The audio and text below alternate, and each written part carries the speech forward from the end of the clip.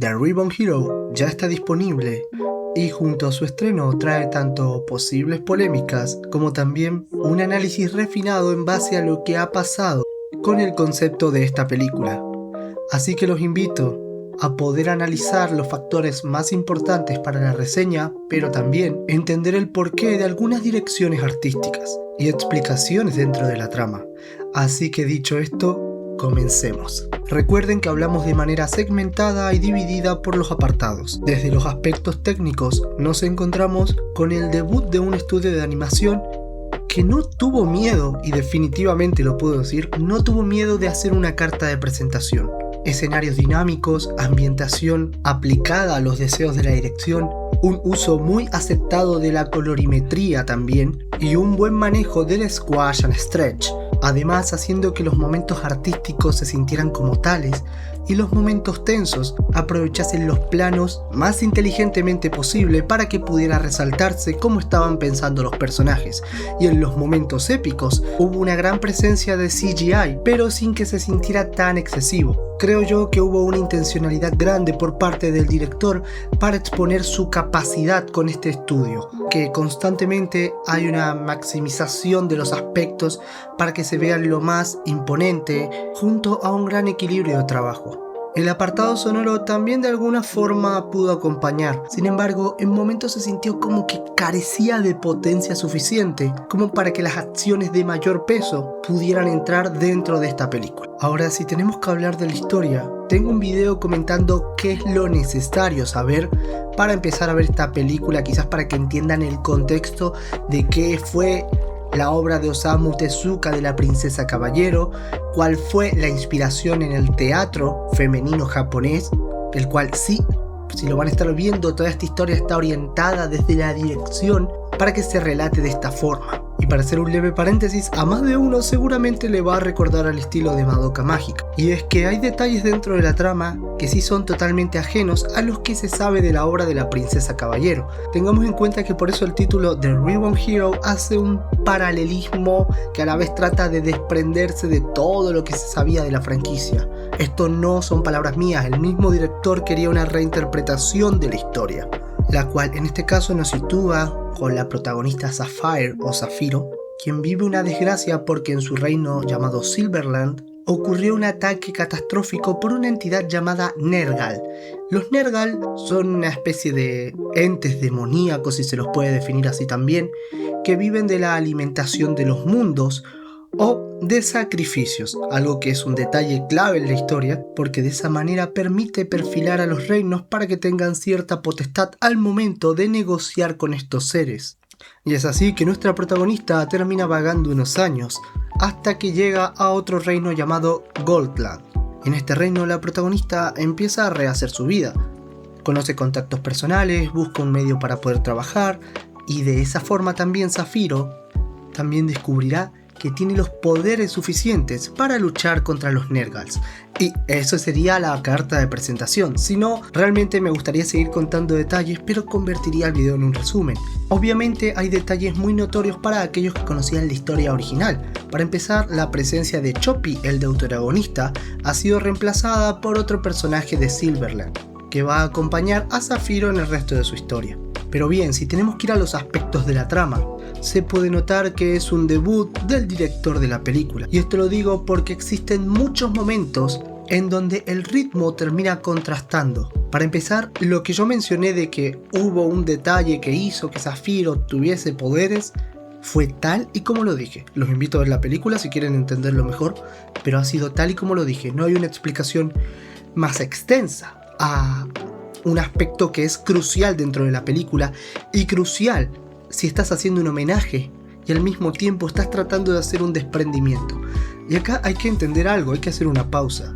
No todos los oscurecimientos de las historias son necesariamente un desprendimiento que va a ser fructífero a lo largo del tiempo. La princesa Zafiro siempre fue conocida como un ícono de Osamu Tezuka por todo lo que logró como inspiración para el estilo shoujo.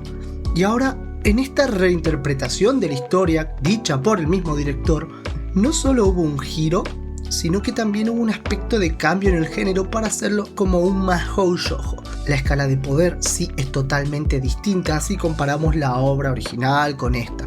En este caso, este aspecto no necesariamente es positivo o es negativo, sino que es más bien para poder tomar conciencia de los contrastes. Lo que sí es negativo y se convierte en un problema que va a ir arrastrándose en el resto de la película es que si vamos a hacer una reinterpretación, no le explican a la gente por qué Zafiro era Zafiro, no le explican a la gente ni un poco del reino de Silverland, porque obviamente no es el foco, pero aún así es información que pudieron haber utilizado, ya que hay muchos tiempos muertos durante la película, llevando a que ocurra uno de los errores más grandes.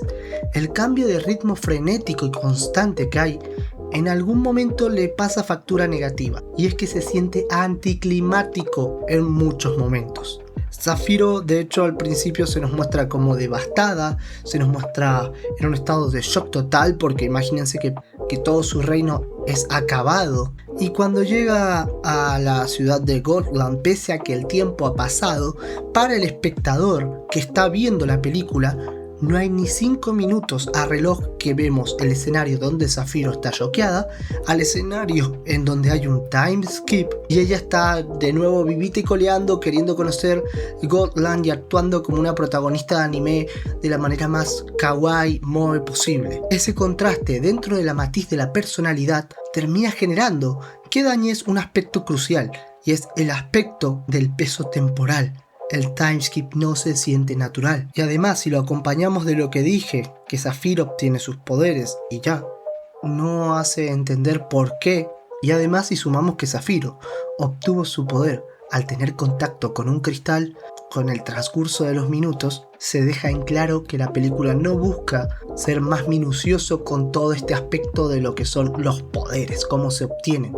Y acá vamos a pensar que hay algo de parte del director, ya que no está aclarado, pero de antemano se habló mucho, que es la inspiración, nuevamente lo reitero, en el teatro femenino japonés, el cual el mismo Osamu Tezuka también se inspiró. Y lo digo porque la película se divide en actos, como si vieras una obra de teatro, lo cual tampoco se siente así. Yo siento que hay inspiraciones en obras como Madoka Mágica, siento que hay una inspiración en la reescritura de Zafiro para que sea más bien un personaje icónico estilo chica mágica, sí, pero nada de eso llega a concluirse. Es mucho, hay de una cosa, hay de otra, no nos definimos, señor director. Y esa no definición lleva a uno de los términos más importantes dentro de la literatura, dentro de los escritos y dentro de los análisis. El término es inconsistencia.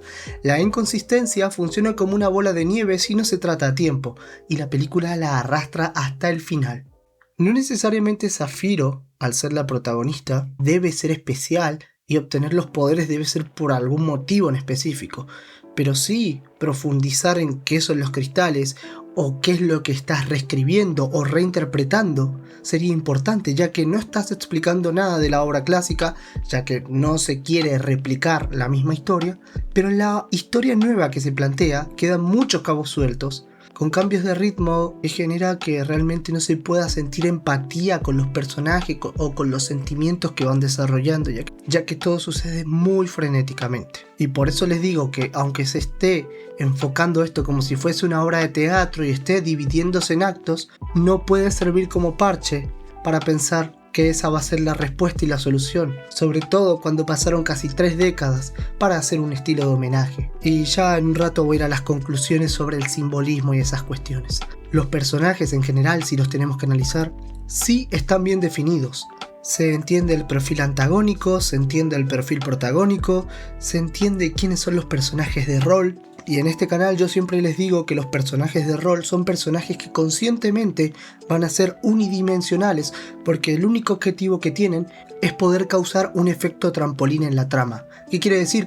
Que quizás el rol de un personaje sea simplemente darle una reflexión a la protagonista, ya sea muriendo, ya sea hablando, ya sea diciéndole las palabras, etcétera, etcétera, etcétera. Y es lo que más hay en esta película, personajes de rol que están ahí para ayudar a Zafiro y para que el guión haga que el personaje sea fuerte porque sí, porque no hace falta, pero bueno, sí lo voy a mencionar. Los combates están, o sobre todo el combate final está cargado de un plot armor increíble, así que yo creo que no, tratando de ser justos con el director y entendiendo que el mensaje entre comillas no está ahí, sino en la aventura y en otras cuestiones más que no quedan claras, vamos a ser justos y pensar que no es lo más importante el combate, pero sí la resolución es bastante más infantil que incluso la misma princesa Zafiro, que sabía a quién estaba apuntado. Y ahí sí me refiero a la obra clásica. Pero bueno, los personajes son funcionales a la trama, en eso al menos están bien colocados. Pero más allá de eso, no hay un desarrollo ni profundidad. Algunos tienen sus creencias, como es el caso del Papa de Gotland, que tiene su filosofía para poder negociar con las entidades. Otros personajes como Velvet, que son un poco más altruistas y les puede la moral.